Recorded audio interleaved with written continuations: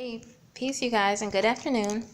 For today's book, we're going to be going through Stolen Legacy. And isn't it appropriate that we're right next to these posters that are Egyptian themed? You know what I'm saying? That's Cleopatra and her melanated African self. Even Jazzy Melanin has the Sphinx on it. But Stolen Legacy is by George G.M. James. And as you can see, Greek philosophy is stolen Egyptian philosophy. That's the whole premise of this book, which is true. You go through history and you will know that the Greeks did steal things. They came, okay, the copyright of Stolen Legacy is 1954, okay?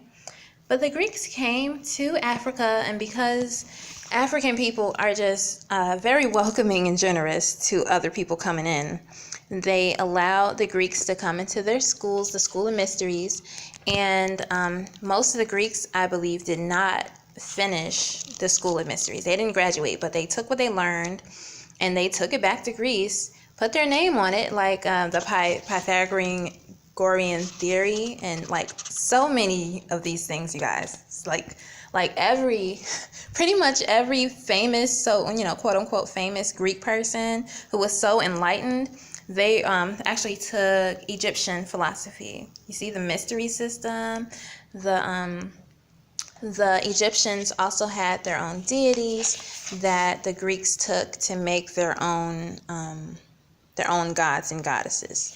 So, Stolen Legacy kind of goes point by point in there and lets you know like what exactly, more details than what I'm saying.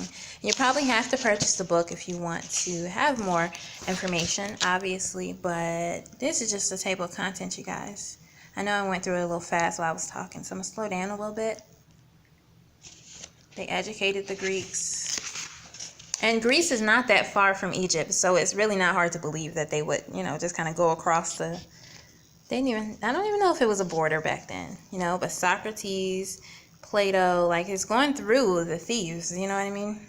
According to this book, the ones who stole the philosophy. But that's it, you guys. If you're interested in getting Stolen Legacy, which I think does belong in every library because it's history, and even if you don't believe it 100%, it's still good to know the supposed origins of things, because we know that ancient Egyptian, ancient Kemet civilization was around way before anything else,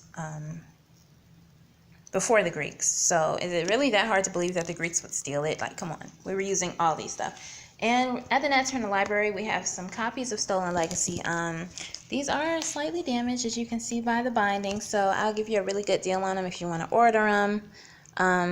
But other than that, thanks for watching this video, and I hope you learned something. Please subscribe to my channel, and peace and love.